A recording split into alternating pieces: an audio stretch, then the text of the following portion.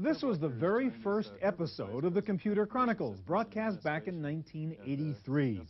When we first launched this series, sitting by my side as co-host was Gary Kildall. But Gary was a lot more than a TV host. Gary, in fact, was one of the most important individuals in the history of personal computing. Gary died last year, leaving a legacy not matched by many in this field.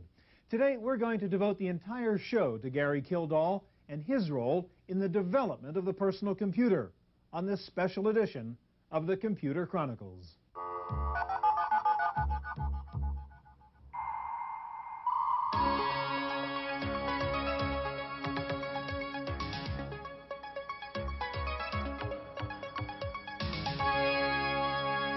The Computer Chronicles is brought to you by RonDiamond.com, the oldies site on the internet. Music and memories from the 50s, 60s, and 70s, not just another jukebox. Additional support comes from the law offices of Ivan Hoffman, lawyering with integrity for internet law, copyright, trademark, and other intellectual property law. And by TechWeb for up-to-the-minute technology news. On a residential block in the seaside town of Pacific Grove, California, sits a modest house with a grand history. Behind its garage in a small carriage house, one of the seminal events in personal computing history took place. The first modern operating system for the microcomputer was born here over 20 years ago. It was called CP/M, and its inventor was a young computer science teacher named Gary Kildall.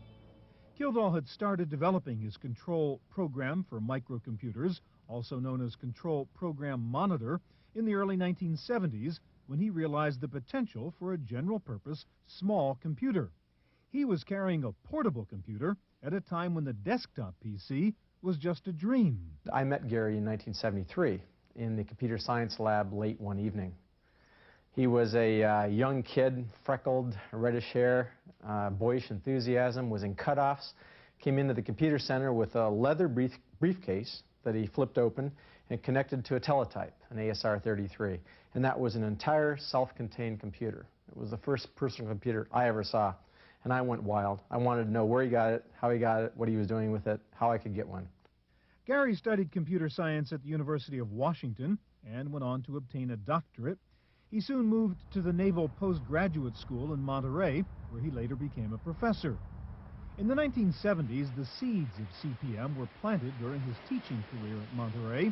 He continued to work on the project at home and later in this tiny rooftop office above a restaurant in Pacific Grove.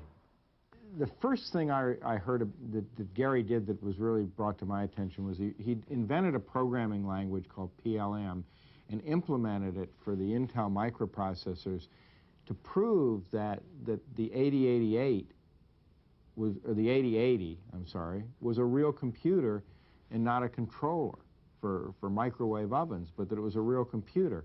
And he went off and wrote a programming language that ran on microcomputers. Now we can say, well, of course that's no big deal, but at the time it was a pretty big deal. He invented this language, and then to show that the language was useful, he wrote CP/M. That's what really actually happened. He created this operating system and built it around this Intel microprocessor to show what could be done with microprocessors. And in 1975, when he was doing this, that was pretty revolutionary. Gary's approach to computing was far ahead of the conventional notions of the time. While a consultant at Intel in the 70s, he offered to sell them CP/M, but Intel could see no use for it and turned him down. Shortly afterwards, in 1976, Gary and his wife Dorothy founded a company called Intergalactic Digital Research, later shortened to Digital Research, in an old Victorian home. In the early days, Digital Research Incorporated, or DRI, was CP/M. While the operating system is just a dim memory in most PC users' minds today, its role in the development of the microcomputer was pivotal. What's so important about the work that Gary did was the fact that he was one of the first to introduce an operating system for personal computers that began laying the groundwork that basically all other personal computer operating systems, hardware design, and applications can take their roots from? The main thing that CPM brought that was different from how anybody else was approaching microcomputers was that Gary made a logical separation of the physical I/O system from what was called the BDOS. The physical I/O system was called the BIOS, the basic I/O system, and that was a term that Gary used in early CPM. The BDOS was a basic disk operating system.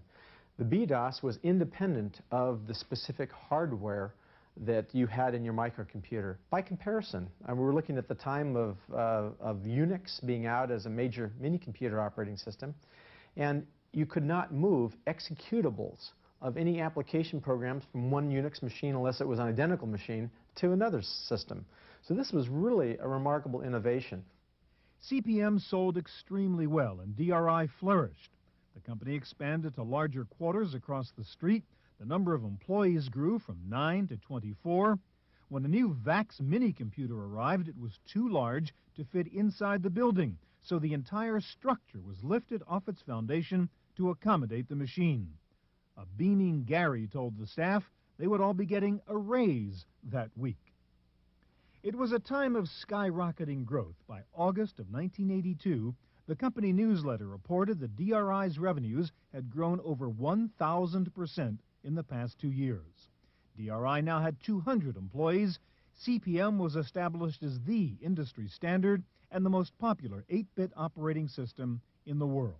When the computer industry was just starting up, there was the computer industry. There was IBM and the Seven Dwarfs and the mainframe industry dominated by glass houses and giant mainframe computers that cost millions and millions of dollars, and the personal computer industry did not descend genealogically from that gene pool. It sprung up in a completely separate way, in a completely separate place. And Gary was its spiritual leader. His company was the biggest and most successful of all of the companies, and all of the companies were modeled after Gary's. Gary was a very busy guy. He was chairman of a large company. He was personally involved in new product development. Yet every 2 weeks he would spend 4 hours driving up and down this Pacific Coast Highway to spend a day in front of the cameras. When we come back, Gary's new role as a television host.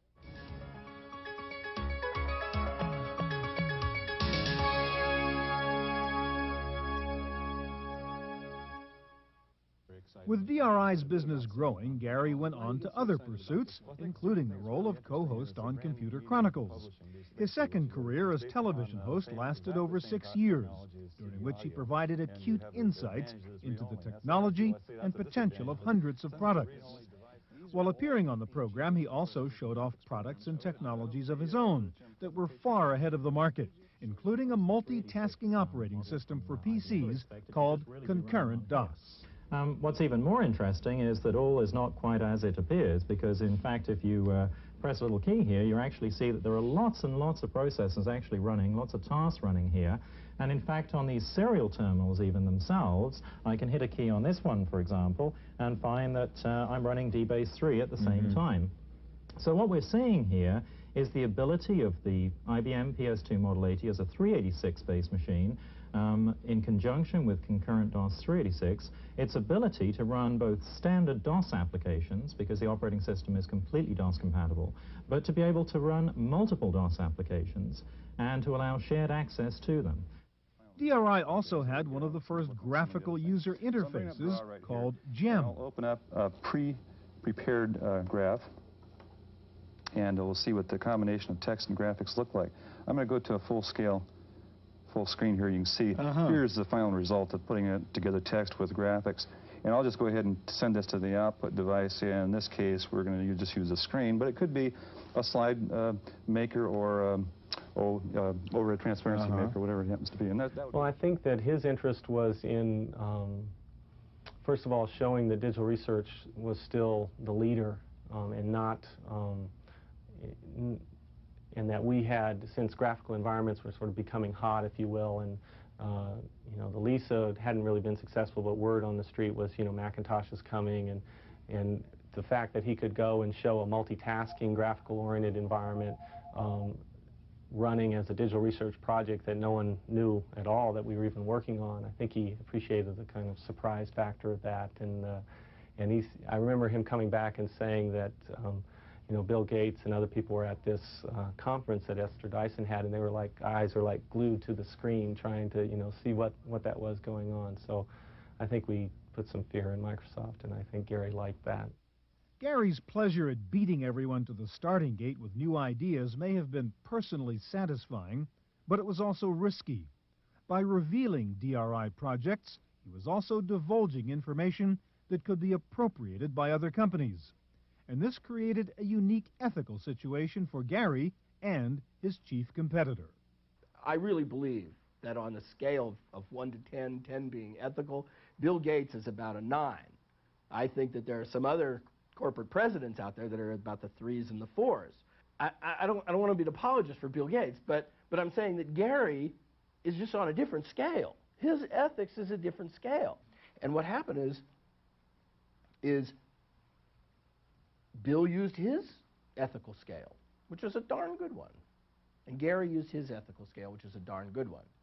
Now, the ethics of a businessman are generally one that's very, very competitive. And the ethics of an academician, although they're certainly competitive, involves a much greater degree of cooperation. And so Gary always cooperated. He always said, well, Bill, here's what we're working on. And Bill always said, well, that guy sure was a kind of a dummy. He just told me what he's working on.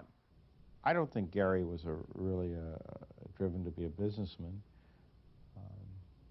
Gary was driven to create things, and he always, every time I talked to him, he had some really great ideas of things he was going to do, or things that could be done, or things he was working on, or new technologies and how he might apply them. That was Gary. This is a beta copy of the very first electronic encyclopedia using optical storage technology. Gary gave it to me one day when we were taping a show in the studio in that building over there. Gary had to use a video disc because CD-ROM technology was not yet widely available. He was very proud of this. This was the first product of his new interactive company, then called ActiVenture. In 1985, Gary showed the very first encyclopedia on a CD-ROM, a project that grew out of his fascination with early video discs. The Grolier Academic American Encyclopedia had many features that are commonplace today, including hypertext links, a full text search engine, and a traditional bookshelf interface. This is the one we need to select, and it's working its way down through the volume here, giving us finer and finer divisions. Then finally we go down and find the article titles, and here they are just as if we were thumbing through that section of the encyclopedia, and we can point to the title we wish to examine. So you're just pulling out that article now. That's right, and here it is, the exploits of Rolander. From this point, you can page back and forth, take a look at the article and things of that sort. Now, that's all in a CD-ROM that's in this player right here. And what's the amount of storage involved? How much? What's the this capacity? is 550 megabytes, half a billion bytes of information, enough to stretch 10 characters per inch from here to Denver. Gary's success also gave him time to pursue his love of life. He collected and raced sports cars. Experienced pilot, he owned several airplanes, and he never hesitated to fly to meetings across the state or across the country. I went out to visit Gary, and we arranged to meet in the airport in San Jose. When I got to the airport, he was flying his own private plane in, so I was meeting him in the terminal for private planes. I looked around the airport, no Gary, or no, there wasn't anyone who looked like a software person wandering around this very small terminal. So I called the company, and they said, oh, look for Gary. He'll have on cowboy boots and has a red beard. I knew I could find him then, and he still wasn't there. So I looked out the window, and a plane came rolling up, and this fellow with a red beard leaned out the window and said, there aren't any parking places, hop in. Gary flew his potential investor to a restaurant near Sacramento and proceeded to describe the future of the PC industry. At that time, he was trying to explain what his business was, and I had lunch, and he basically took a paper and outlined the microcomputer industry to me. He explained how the operating system would ultimately control the industry and how application software would run on top of it, and that an operating system company should support the applications companies but never have applications, which had turned out to be a fatal mistake, and one of the fatal mistakes for the company. Even as Gary's financial success allowed him to accumulate bigger and faster toys, his contemporaries remember him as a man who just enjoyed having fun. Gary had that ability to be innovative, and yet he was, on the other hand, had this amazing free spirit about him. Gary was certainly easy to talk into grabbing a six-pack of beer and going out to the lake and water ski. I mean, there was never a problem with that aspect of it either. He was a very unusual and remarkable individual. The early days of the microcomputer industry created an exciting atmosphere that attracted adventurous entrepreneurs. To the PC pioneers, working outside of the mainstream mainframe computer world made it more risky, but more satisfying. There were very, very few people in those first years who came into the computer industry, came into the microcomputer industry from the real computer industry. The attitude that pervaded Silicon Valley in 1980 was, when are the grown-ups going to come in here and make us stop? That was really what it felt like. Because we could do things that, we could do whatever we wanted. CP/M's role as the standard operating system for personal computers was not to last very long. When we come back, the battle between CP/M and MS-DOS and the true story of what happened with IBM and Bill Gates.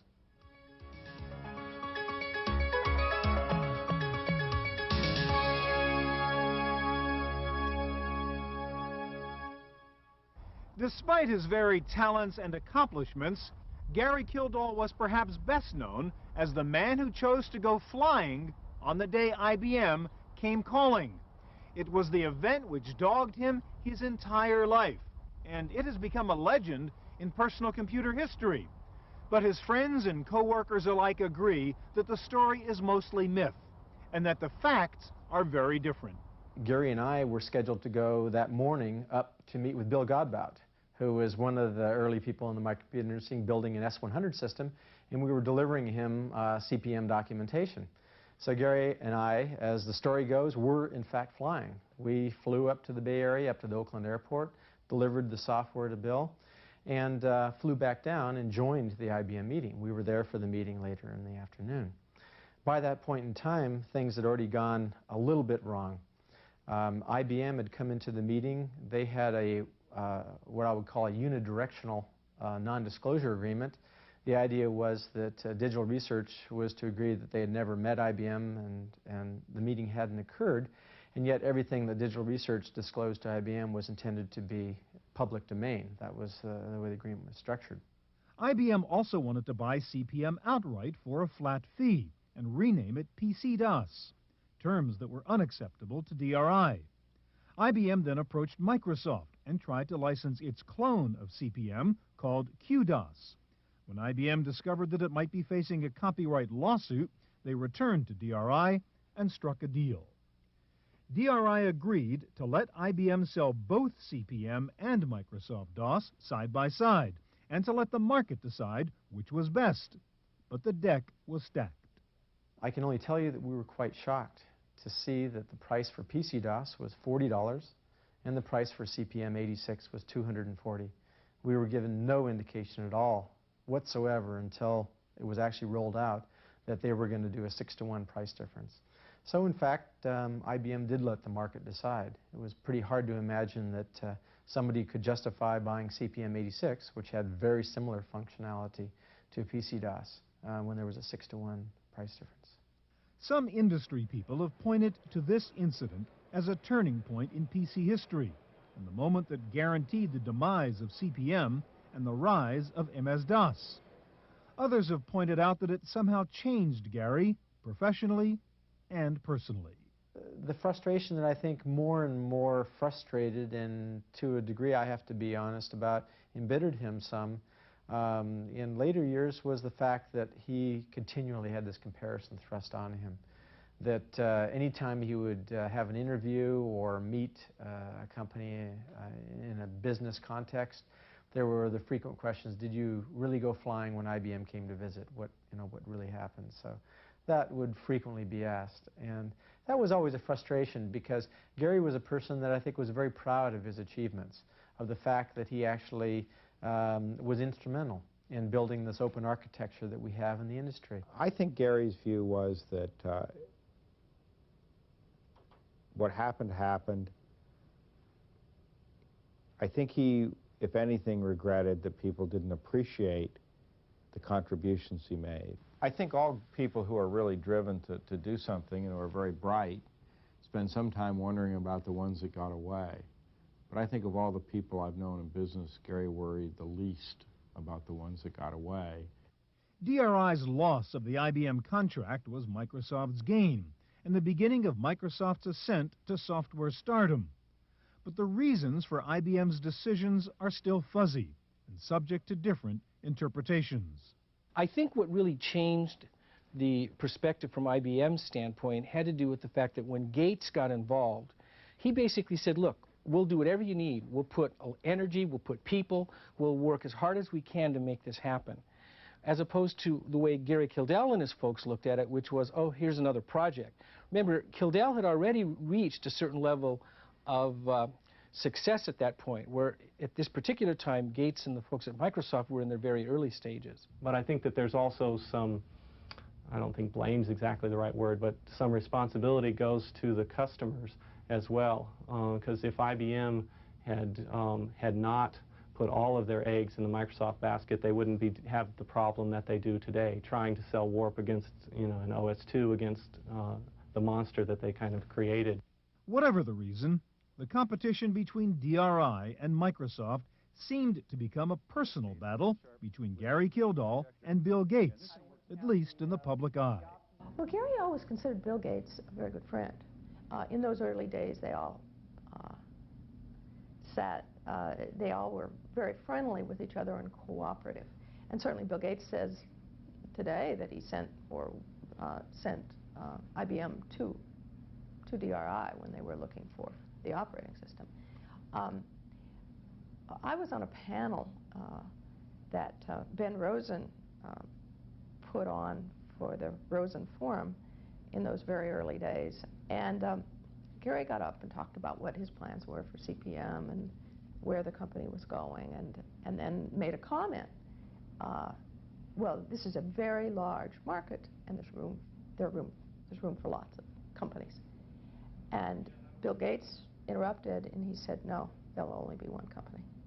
Gary Kildall's life cannot be summed up by any one incident. It was made up of many notable accomplishments and a constant desire to innovate. His numerous contributions to the PC industry are evident, if not always recognized. To those who knew him well, it was the delight of discovery and not the money that drove him. And I think that in his mind, what he was always looking for is, what is it that he could get or do or create with the technology that would be his big win? And that was elusive. And in fact, the fact that it was elusive, I think, played very heavily on the way he lived the latter part of his life. Gary Kildall's untimely death in 1994 at the age of 52 was a reminder that the light of genius is transitory and fragile. To his many friends and associates, it was a warning that we should cherish our relationships while we can. He is among a very small group of people that helped change the world in the 70s, and I think another group of people have taken advantage of it in the 80s and the 90s, and I'm sure that will continue. But Gary made a difference. I think he knew he made a difference, and certainly the people who knew Gary knew he made a difference.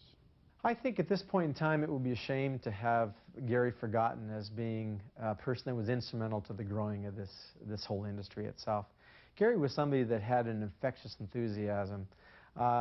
If you go out in the industry and talk with associates that he worked with at a business level, knew Gary as a person that enjoyed enjoyed the warmth of human contact, that enjoyed going to parties, to be very personable.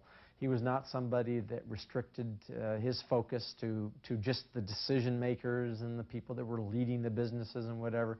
He was somebody that had a breadth of interests and was a very open person.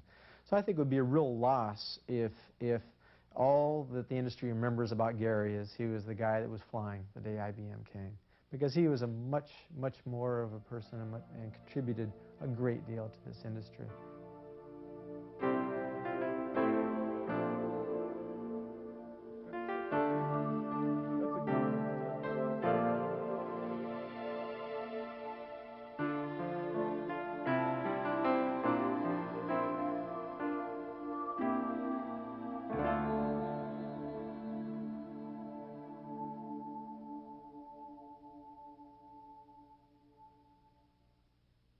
Gary did make a difference. He was a genius and a gentleman, a rare combination.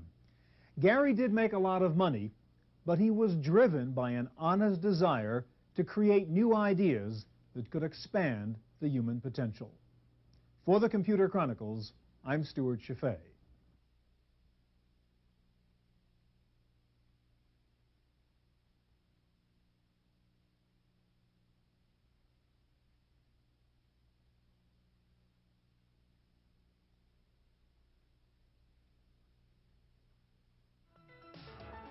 The Computer Chronicles is brought to you by RonDiamond.com, the oldies site on the internet. Music and memories from the 50s, 60s, and 70s, not just another jukebox. Additional support comes from the law offices of Ivan Hoffman, lawyering with integrity for internet law, copyright, trademark, and other intellectual property law. And by TechWeb for up-to-the-minute technology news. To purchase a videotape copy of today's program, call toll-free 1-888-310-7850. Please specify the show number and the topic.